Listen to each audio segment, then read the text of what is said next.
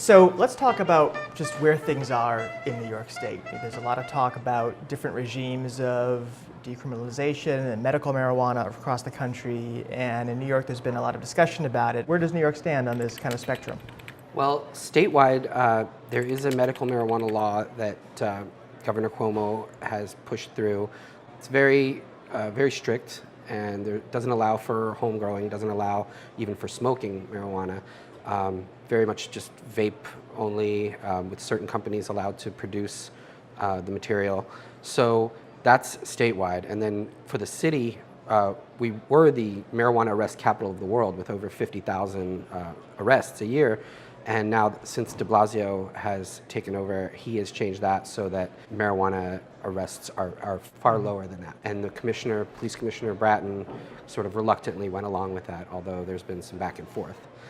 What do you think the restrictions in the state's medical marijuana law, what is that about?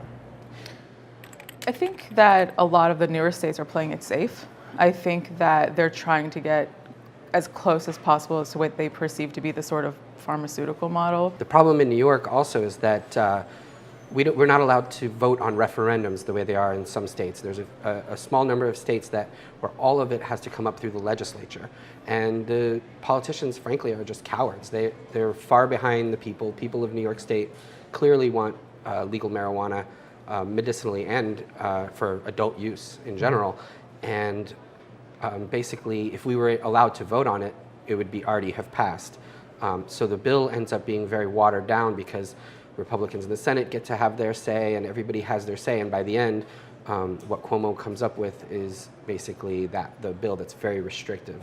Yeah, I think it's safe to say that if there was no voter initiative allowed in California, I don't know where the movement would be, because it's like the first, I think, 5 or 6 states that they went through voter initiative. Right, California, Oregon, I think also did it that way. Yeah, Maine, Colorado, I mean, you go on and on. Yeah, so I think that's what it comes down to. I think if it was an initiative process, I imagine that New York probably would have, I don't think they would have been first, but they probably would have done it a few years ago. So the players here in New York, I mean, we've talked about Cuomo. Is he committed to this?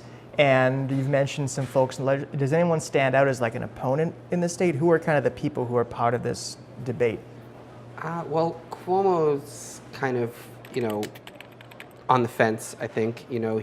He recognizes the need of certain patients for marijuana, but he doesn't want to be the governor that legalizes pot in New York. So de Blasio is also a supporter of the cause, but he also has so many other things on his plate that I don't think it's a major priority. Now, he did change the rules so that there's fewer arrests. As far as opponents, I don't think Bratton's very excited about the rule changes. He clearly recently mentioned that the uptick in gun crimes and murders was a result of marijuana being decriminalized, or however they want to put that. I want to pick that apart a little bit, actually.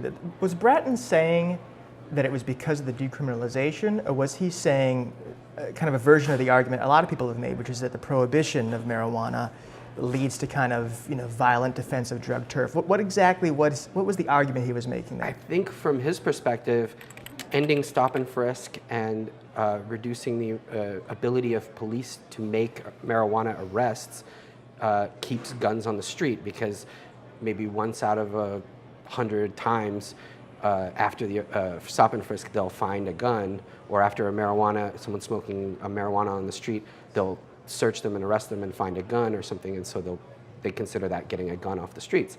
So I think that's the equation that he's making there. He inadvertently, though, I think a lot of the advocates were saying he did inadvertently make the second argument, which was by linking the underground market to violence. He was sort of making the case of people who want to legalize by saying, well, yeah, there is violence because it's illegal, so there's two ways to look at it. I don't think he meant to make that argument, but ended up supporting, I think, the people who want to legalize.